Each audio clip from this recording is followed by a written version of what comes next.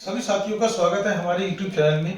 साथियों, जैसे कि हमारी यूपी ट्रिपल लेखपाल 2025 भर्ती के लिए कोर्स चल रहा था यूपी जीके जीएस का, जिसमें हमने 8 क्लास को कंप्लीट कर लिया था। आज क्लास नंबर 9 है।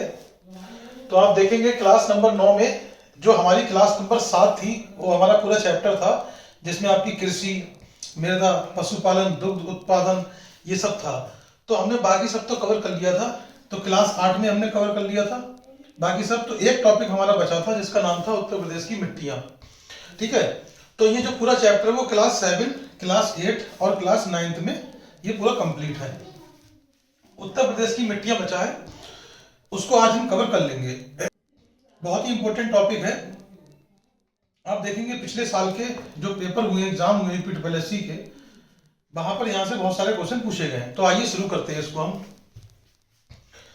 अगर हम मिट्टी की बात करें तो मिट्टी में क्या क्या होता है सबसे पहले ये जानते हैं। जैसे मिट्टी में ह्यूम्स या ह्यूमस कहते हैं, इसे ह्यूमस होता है जो कार्बनिक पदार्थ होते हैं, ऑर्गेनिक मटेरियल, वो 5% से 10% होते हैं। कितने होते हैं? 5% से 10%। अगर हम मिनरल्स यानी कि खनिज की बात करें तो खनिज 40% से 45% होते हैं इनमें। अगर हम हवा यानी कि एयर की बात करें तो वो 25% होती है। अगर हम जल की बात करें तो वो 25% होता है। तो ये जो है, तो ये मृदा के अवयव यानी कि उसमें जो घटक होते हैं या कंपोनेंट होते हैं मिट्टी में क्या क्या होते हैं। तो ये आप देख सकते हैं। आपसे ये भी पूछ सकता है कि ह्यूमस कितना है, खनिज कितना है, हवा कितना है और जल कितना है। अगर हम बात करें मिट्टी की तो यहां देखेंगे एक भावर, कई तरह की मिट्टी होती है जिससे भावर मृदा ये 0.34% पाई जाती है। तराई मृदा जो है उत्तर प्रदेश की बात कर रहे हैं 5.37% होती है या पाई जाती है। एक होती है जलोढ़ मृदा, ये 76.36% पाई जाती है। कितनी पाई जाती है? 76.36%। करें अरावली मृदा की तो ये 0.26% पाई जाती है, ये वाली मिट्टी। फिर आती है बुंदेलखंडीय मृदा, ये 12.21% पाई जाती है। फिर हम बात करें, एक होती है हमारी विंध्याचल मृदा, ये होती है 5.46%।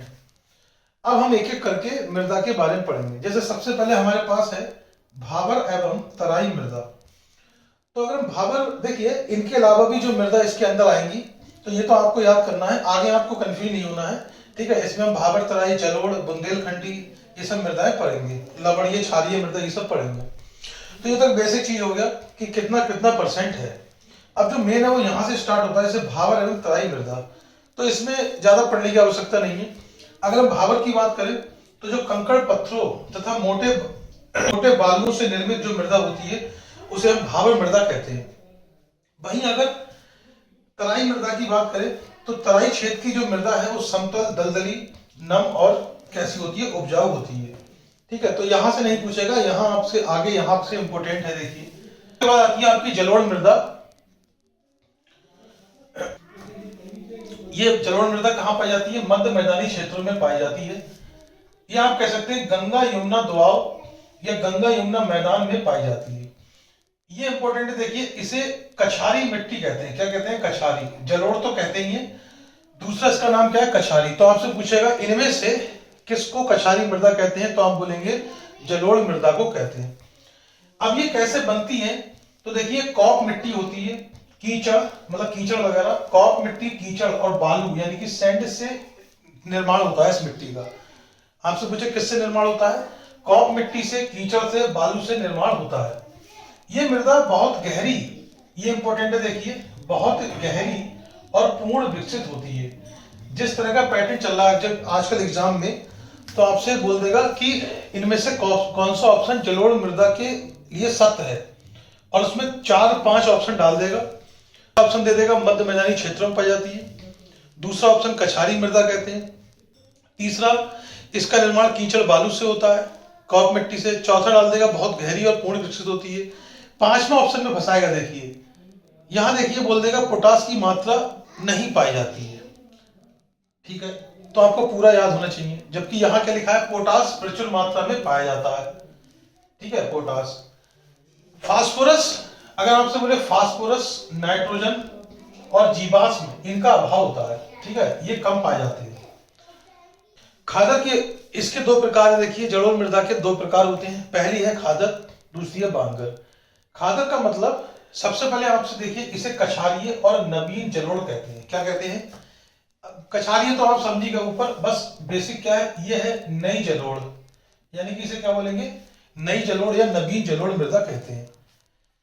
अब देखिए जहां बाढ़ का पानी पहुंचेगा वहां पर कैसी मृदा होगी, खादर। तो बाढ़ के साथ परिवर्तित होती है।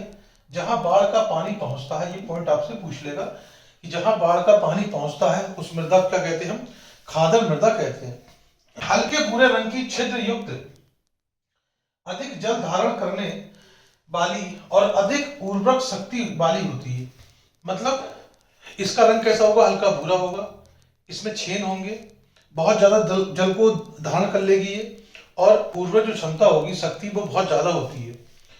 इसे बलुआ, देखिए बलुआ, सिल्ट बलुआ, दोमट, मटियार या फिर मटियार दोमट नामों से जाना जाता है। इसके बाद देखिए बांगर की बात करें तो ये जहां बाढ़ का पानी नहीं पहुंचता है, बांगर मिट्टी होती है। अब देखिए यहां पर क्या था, नवीन जलोढ़, खादर क्या था, नवीन जलोढ़, और ये क्या है, पुरानी जलोढ़। इसे पुरानी जलोढ़ मृदा कहते हैं। इसे देखिए और किस नाम से जानते हैं, उपहार, दोमट, मटियार बलई दोमट। देखिए यहाँ क्या था, यहाँ था हमारा मटियार दोमट, बट इसे क्या बोलते हैं, मटियार बलुई दोमट या फिर मटियार दोमट के नाम से जाना जाता है। यहां पर हमने देखा था खादर में जो उर्वरक क्षमता थी वो ज्यादा थी, लेकिन यहां देखेंगे कम उर्वरक शक्ति होती है। मतलब यहां पर क्या है, जो उर्वरक क्षमता है या उर्वरक शक्ति है वो कैसी होती है, कम होती है। कम जल धारण करने वाली मिट्टी है, कैसी है, कम जल धारण करने वाली। इसमें नाइट्रोजन फास्फोरस की कमी होती है। तो आप बोलेंगे इसमें कम उर्वरक शक्ति होती है, कम जल धारण करने वाली, नाइट्रोजन फास्फोरस की कमी होती है। ठीक है। खाद की अधिक आवश्यकता पड़ती है इसमें। मतलब कहने का मतलब यहां भी आपने देखा, ठीक है, खादर में, तो खादर में आपने देख लिया यहाँ पे सब कुछ क्या है। बस बांगर में आप थोड़ा ध्यान रखेंगे कि यहाँ पर जो यहाँ लिखा था ना हमने, जलोढ़ मृदा में ये कमी होती है, इसमें भी अगर पूछे अंदर से तो इसमें क्या होती है, नाइट्रोजन और फास्फोरस की कमी होती है। तो साथियों हमने क्या देखा, जलोढ़ मृदा के बारे में देखा। अब हम तीसरी मिट्टी के बारे में देखते हैं। तीसरे नंबर पे हमारी लवणीय मृदा, या इसे हम क्षारीय मृदा भी कहते हैं। ठीक है। अब देखिए होता क्या है कि वर्षा की कमी के कारण और नहरों से सिंचाई, जब वर्षा नहीं होगी तो सिंचाई किससे करेंगे, नहरों से। नहरों से सिंचाई किए जाने के कारण, लवण युक्त जल से सिंचाई करने के कारण, ठीक है, लवण युक्त जल से सिंचाई की जाती है। तो ऐसी इसमें क्या है, 10% मिट्टी जो है वो कैसी हो गई है, ऊसर हो गई है। ठीक। तो लवणीय क्षारीय मृदा का मतलब क्या है, वर्षा न होने के कारण, वर्षा की कमी से, नहरों से सिंचाई के लिए किए जाने लवण युक्त जल से सिंचाई के कारण लगभग 10% मिट्टी क्या है, ऊसर हो गई है। मतलब वर्षा नहीं होगी तो हम किससे सिंचाई करेंगे, नहरों से। तो अब देखिए इसे हम ऊसर मृदा भी कहते हैं, ऊसर मिट्टी। ये कहाँ कहाँ पाई जाएगी, देखिए जैसे अलीगढ़, मैनपुरी, कानपुर, उन्नाव, एटा, इटावा, रायबरेली, सुल्तानपुर, प्रतापगढ़ आदि जिलों में पाई जाती है। इसे रेह, कल्लड़ और बंजर से भी नाम से भी जाना जाता है। जब हम बात करें, चौथी होती है हमारी गूढ़ मृदा। देखिए जो बाढ़ वाले क्षेत्र होते हैं वहां पर क्या होता है, बलुई मिट्टी के 10 से 20 फीट ऊंचे टीले बन जाते हैं, उनको हम गूढ़ मृदा कहते हैं। मतलब बाढ़ वाले क्षेत्रों में निर्मित बलुई मिट्टी के 10 से 20 फीट ऊंचे टीले बन जाते हैं। जो बाढ़ वाले इलाके होते हैं तो वहां पे बलुई मिट्टी से क्या होते हैं, 10 से 20 फीट ऊंचे टीले बन जाते हैं, उन्हें हम क्या बोलते हैं, भूण कहते हैं या भूण मृदा कहते हैं। अब देखिए ये मृदा हल्की दोमट बलुई होती है। आपसे पूछे कैसी होगी, हल्की दोमट बलुई होती है। फिर आती है मरुस्थलीय मृदा, पांचवी। देखिए शुष्क तथा अर्ध शुष्क क्षेत्र, जैसे मथुरा हो गया, आगरा हो गया, अलीगढ़ हो गया, ठीक है, ये वाले जो क्षेत्र हैं उनमें पाई जाती है। लवण व फास्फोरस की अधिक मात्रा होती है। ठीक है, लवण वगैरह फास्फोरस इसमें अधिक होंगे।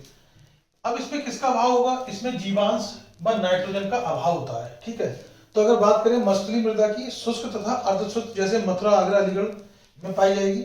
लवण व फास्फोरस की ज्यादा मात्रा होती है, लेकिन जीवांश व नाइट्रोजन की का अभाव होता है। ठीक है। देन हम बात करें, अब हम सिंचाई के द्वारा कुछ मोटे अनाजों की खेती यहाँ कर सकते हैं। मतलब सिंचाई के द्वारा मोटे अनाजों की खेती यहाँ पर हो सकती है। इसके बाद आती है आपकी काली मिट्टी। अब इसे देखिए, इसे रेगुर, करेल, मार, कपास मृदा भी कहते हैं। इतने सारे इसके नाम हैं। तो आपसे पूछ लेगा मार मृदा किसे कहते हैं, रेगुर किसे कहते हैं, करेल, कपास मृदा। ये देखिए पश्चिमी जिलों तथा बुंदेलखंड क्षेत्र में पाई जाती है। जैसे आपकी जालौन हो गया, झांसी हो गया, ललितपुर हो गया, हमीरपुर हो गया। ठीक।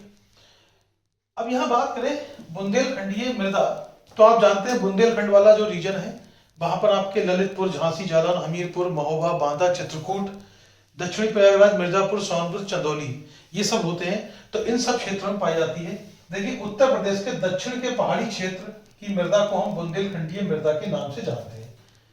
ये ललितपुर, झांसी, जालौन, हमीरपुर, महोबा, बांदा, चित्रकूट, दक्षिणी प्रयागराज, मिर्जापुर, सोनभद्र, चंदौली में पाई जाती है। अब इसके देखिए 5 प्रकार होते हैं। इस मृदा के 5 प्रकार हैं, जैसे लाल मिट्टी, परवा मिट्टी, मार मिट्टी, इसे हम माड़ भी कहते हैं, राकर, इसे राकड़ भी कहते हैं, और भोपटा मिट्टी। ठीक है, तो ये 5 मृदा हमारी बची हैं, इनको हम देख लेते हैं। ठीक है, तो यहां तक बात समझ में आई। अब आइए हम देखते हैं बुंदेलखंडी मृदा के प्रकार। सबसे पहले लाल मृदा। ये क्षेत्र की जो मृदाएं हैं ये 5 प्रकार की होती हैं। जैसे आप देखेंगे, एक है लाल मृदा, ये आपकी दक्षिण प्रयागराज, झांसी, मिर्जापुर, सोनभद्र तथा चंदौली जिलों में पाई जाती है। अब देखिए इसका निर्माण बिंद चट्टानों के टूटने से हुआ है। किससे हुआ है? बिंद चट्टानों के टूटने से हुआ है। इसमें नाइट्रोजन, फास्फोरस, चूना तथा जैव तत्वों की कमी होती है। ठीक है, इसमें लौह की अधिकता होती है, मतलब आयरन वगैरह इसमें ज्यादा होता है। जैसे देखिए, तो लाल से याद रखेंगे लौह, दलहन, तिलहन व गेहूं की खेती की जाती है इसके अंदर। तो आप समझ गए लाल मृदा का मतलब, ये आपका दक्षिणी प्रयागराज, झांसी, मिर्जापुर, सोनभद्र, ठीक है, चंदौली जिलों में पाई जाती है। इसका निर्माण क्या होता है? बिंद चट्टानों के टूटने से होता है। नाइट्रोजन, फास्फोरस, चूना और जैव तत्वों की कमी होती है। लोहे वगैरह इसमें अधिकता पाई जाती है। दलहन और तिलहन और गेहूं की खेती की जाती है। नेक्स्ट होती है आपकी परवा, यानी कि पड़वा कहते हैं इसे, पड़वा भी कहा जाता है। देखिए परवा, इसे पड़वा भी कहा जाता है। देखिए हमीरपुर, जालौन तथा यमुना के तटीय क्षेत्रों, विशेषकर बीहड़ों, जो बीहड़ वगैरह होते हैं उनमें पाई जाती है। हल्के लाल भूरे रंग की बलुई दोमट मृदा है। कैसी है?